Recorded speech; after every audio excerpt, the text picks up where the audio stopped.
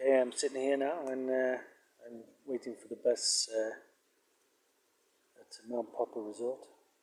I stayed in 802, which was a double bedroom right down the bottom, which happened to be probably the best room in the resort, so I'm glad for that because I paid $320.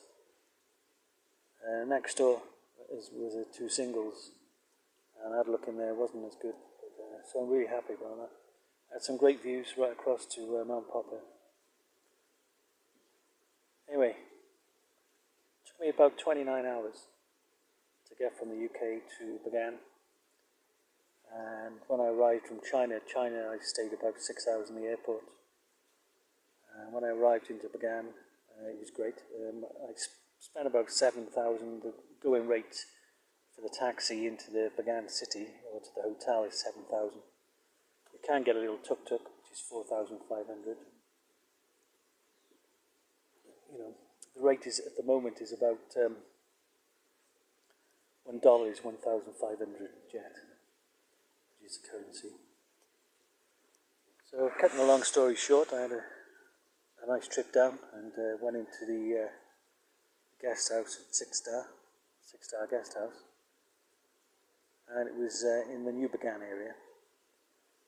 Following day, I got on had a beautiful room. It's really, really nice and crisp. White sheets and marble floors and lovely walk-in shower. And I needed that because I think the days of roughing it get a bit older now, so decided to make it a little bit more nicer for myself. It was about $30 a night, or something like that. Anyway, so I got on the rent a bike, and it was about 7,000 baht to have an e-bike. So it was great. Going around the city. Now, the first thing I wanted to do was try and find Wawa and the family. Anyway, so I headed into different parts of the Irrawaddy area, and I just couldn't find the house anywhere. It was like a day of purely looking. And I passed some areas that I recognised from 95. Because don't forget, she's now 37, and she was 14 at that time. So anyway, the house just couldn't find it. So I got back to the hotel and I showed the owner, not the owner, the guy who worked in reception, some images, and he said, "Okay, let's go and look." So he went with me on another motorbike, and the following day, and we went down to get his brother.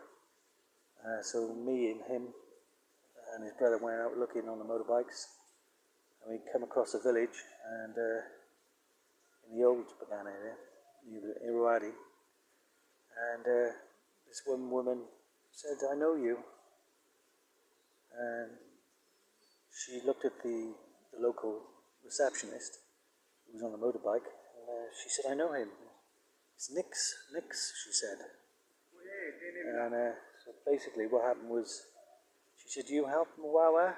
And I said, "Yes." I said, "A long time ago." I said, "I'm looking for Wawa. I can't find the house." She said, she's gone. Dead. She's dead. No more. Gone. House gone. So anyway, the guy from reception is looking at me on the motorbike, and I'm looking at him, and we're a bit confused. And we all walk over to near where the house was, and it's totally changed. It's like a couple of houses have been built there. There's a big stone house. She said the house used to be by there, and it was a brick wall and a brick house, and then there was a little wooden hut one, tin roof, and there was another brick one, and then the hut with a tin roof.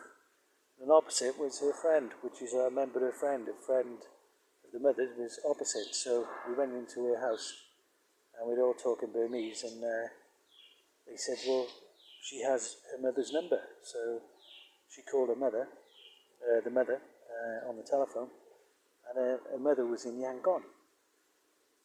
So she wanted firstly to talk to me to verify that I was Nick, and as soon as I recognised her voice, she's recognised my voice, and it was fantastic.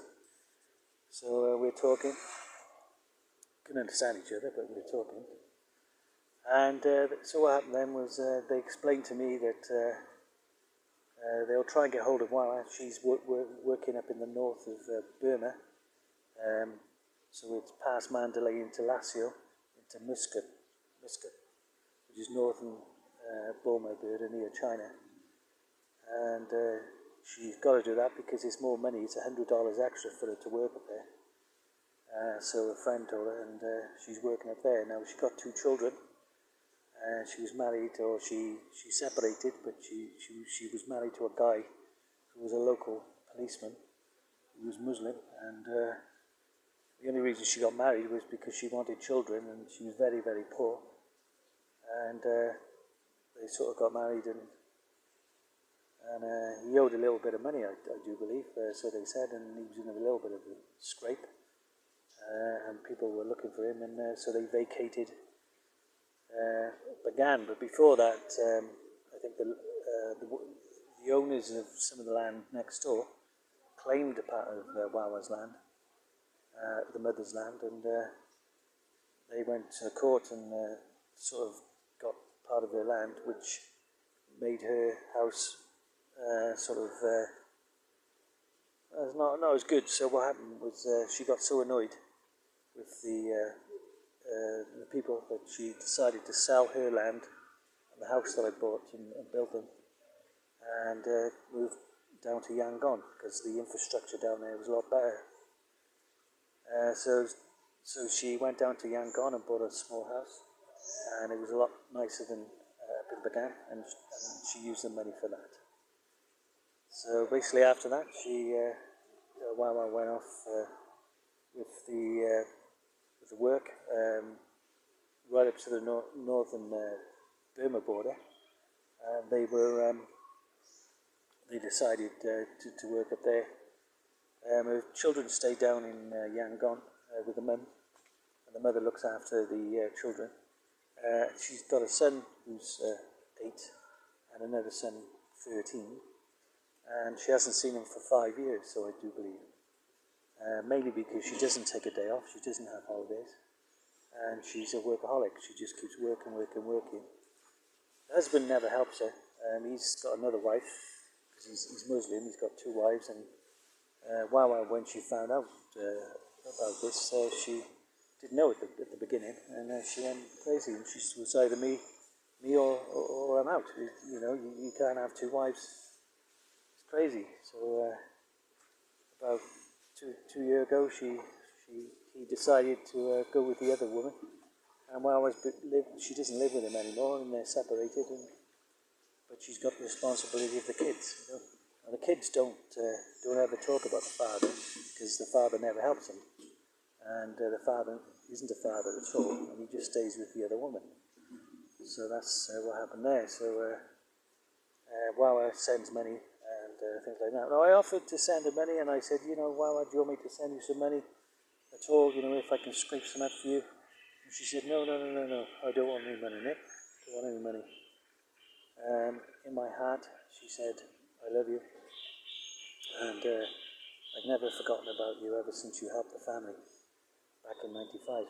She said it took a couple of years to build the hut, the house from a hut, and we stayed there 11 years, and we were all happy until, of course, when I got married, and then my husband was having problems with people, so we moved off, and then the land, etc., so we sold. But one good thing about it was the actual mother spurred off from that and went to Yangon, has got a nice house.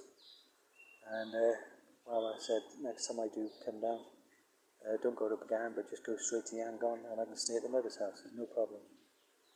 So that was it, really. It was, forgot to mention that Wawa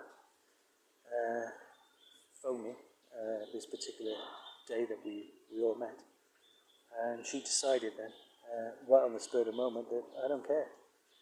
I'm 2 days in the bus from Bagan, but I'm going to come and see Nick, because he means so much to me because of what he's done in the past. There's no way I'm going to miss the opportunity.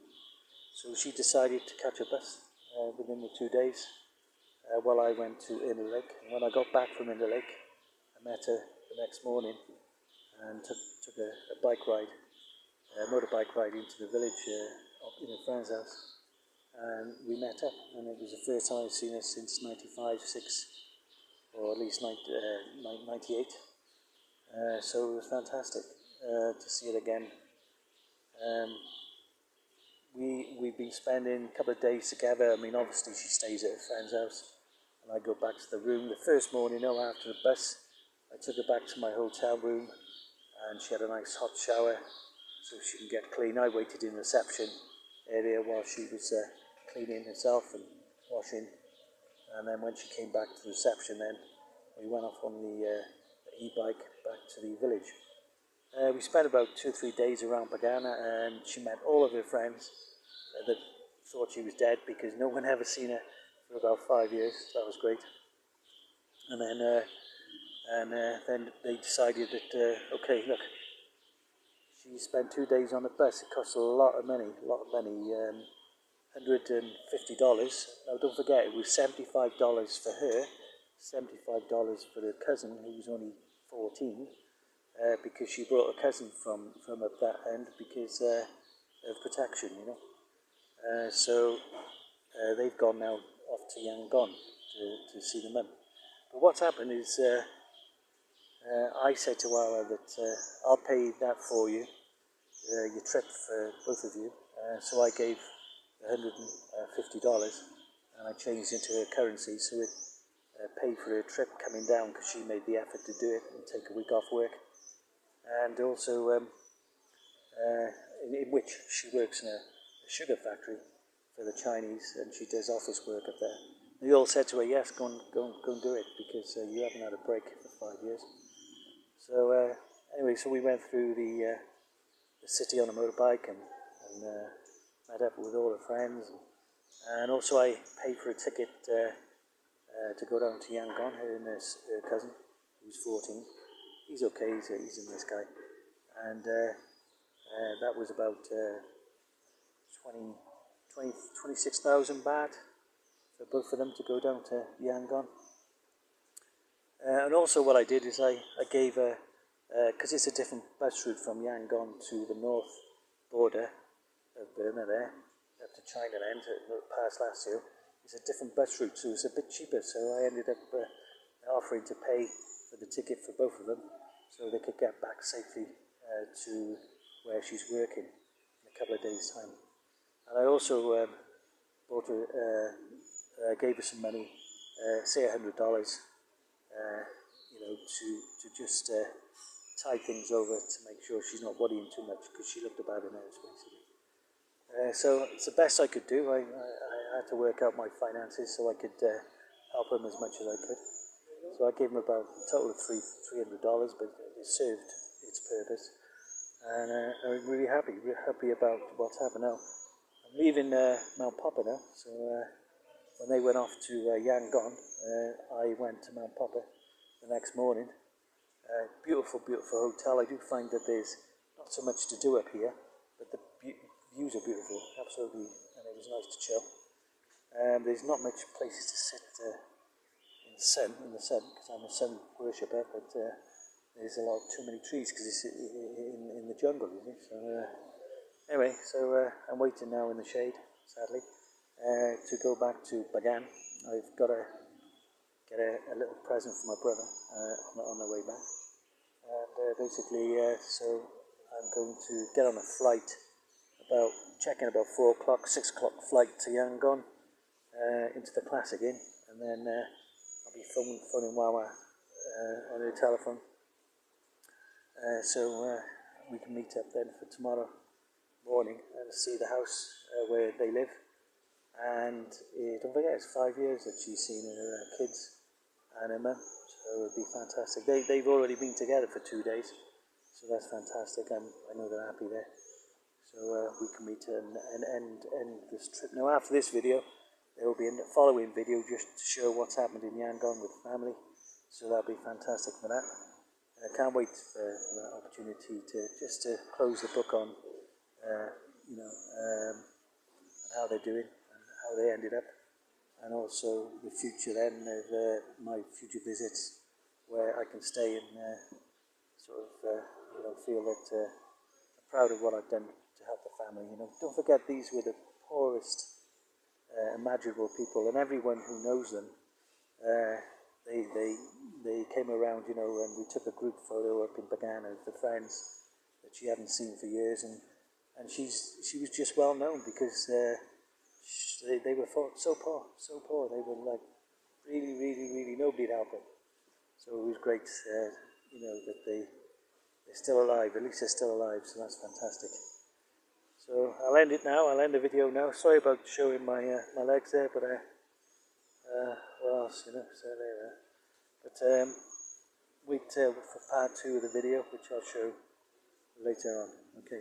Bye bye.